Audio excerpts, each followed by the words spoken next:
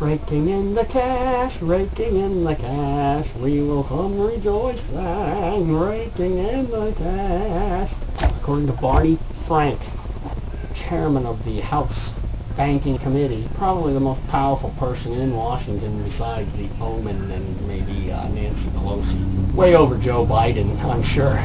According to him, you are going to lose your private insurance. It's not going to appear intentional. In another video that I made a few months ago called, government versus business, the government will have its own health plan, which will compete with the 1,600 or 1,700 insurance plans that are currently available in this country, because there's not enough variety and competition. So, and to keep them honest, somehow everybody's going to be more honest. Who needs to be more honest is Obama and all the space cases and communist radicals, which he cavorts with at the White House, the staff of czars that is growing by the day. Anyway, by a natural economic means, a free market means, the government will compete with, regulate the other companies at the same time, unnaturally, because government can and because he can.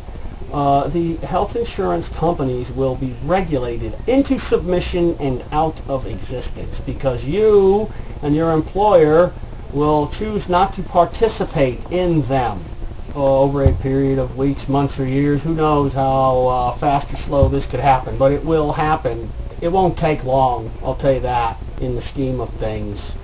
Then there will be a single payer system, whether they tell you that is true or not at this point.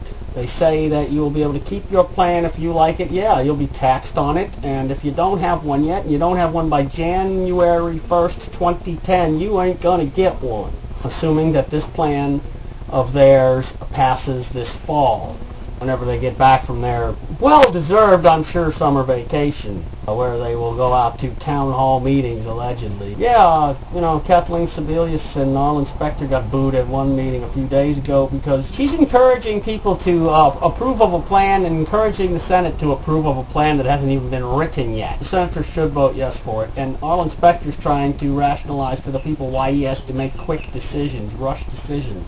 Why is he in such a big old hurry? Arlen Specter's been there forever. He should be willing to this take forever also. An act of Congress, the speed of an act of Congress. Maybe it's because Arlen Specter's also trying to get things to change for decades over there in Washington. This town, as Barack Obama likes to refer to it. Also, Sunday morning, August, the first Sunday in August, Sunday talk shows, the Omen's people went on there.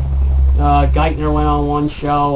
Lawrence Summers, who's some big economic advisor or czar or cabinet secretary of some shit way up there, man. He's supposedly an economic genius. Last year, unemployment was 5%, which is some states that's a third of what it is now. These same news people were crying a year ago about how terrible things were, that unemployment rate. And now, since the Omen became the president, 2 million people have lost their jobs, and unemployment is 3 times what it was, almost nationally, and over 3 times in some states, especially the Democrat ones.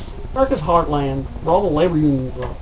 Detroit, Ohio, Indiana, Elkhart. But these news people are saying we're out of a recession because unemployment is only 3 times what it was a year ago. Instead of, 6 times? Don't worry, it's coming. They're wrong, they're lying. They're either lying or they're stupid. Definitely one of the two. You know that the year before last and the year before that, and the year before that, during the Bush administration with Bush's tax cuts, this government collected more revenue in tax money, income taxes, than ever before in our history. And now, revenue this year collected was 18% down from that. Yeah, just, lies, damn lies and statistics, right? It doesn't matter. It's all, we've got hope and change on the way, and things are going to be just fantastic. The stock market's up, right? The stock market's down from its lows of 6,800 right around the time Omen got elected, right? Now it's up to 85. You know why? Because since that time, Major Dow components, AIG, Citigroup, and General Motors have been removed from that list. They've been replaced with Cisco and I forget who else. But just in the last few months, all three of those, notice the pattern here, are overtook by the government, bailed out, and then removed from the Dow Jones. Of course, nobody tells you about that because, well, the financial people have still got their money in the market, and they need to get you to get in there so they can get the hell out, you know, sell you their stock. All right.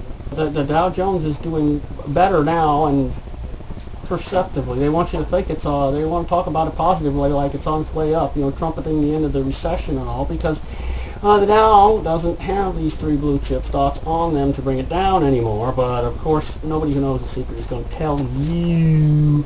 It kind of goes to show you that business does better with less government interference, doesn't it? If it looks like the government is going to bail out yet another corporation that is a Dow component, expect that corporation to be removed from the list and expect the Dow to correspondingly go up.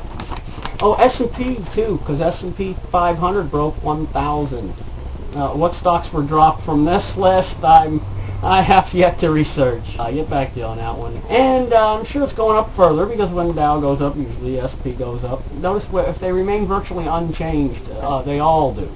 S&P, NASDAQ, they all the same. Okay. Well, I know what you're going to say. Oh, you don't know that it's rigged? Of course it is rigged. You want to go play the stock market, you're playing against, you know, the Goldman Sachs boys and JP Morgan boys. And that's like if I join the NBA and I go up against Michael Jordan. You know?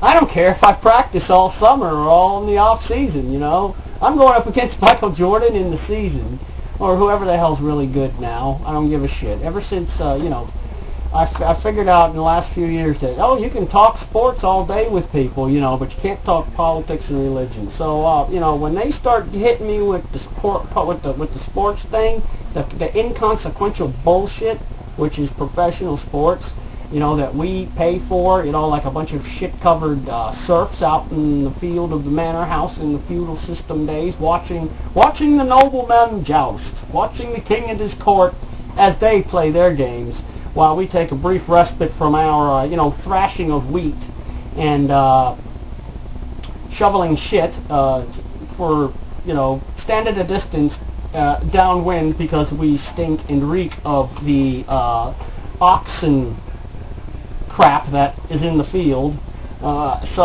and the pig shit that is in the pen, and you know, that was splattered on us when we went to go feed the king's pigs. And so we can watch from a distance, but when it's over, make sure that we hurry up and get the hell out of there after we're done serving the banquet. So I'm over that, you know, I'm over discussing sports and inconsequential trivia such as this. If people can't keep up with this kind of stuff, what I'm talking about, important things, then, you know, it's not worth talking to. If people say, my mom and dad told me that if you want to keep your friends, don't discuss politics and religion. I say, look, if you can't discuss politics and religion and still remain friends, then you should have never been friends to begin with. Oh, buddy, old pal.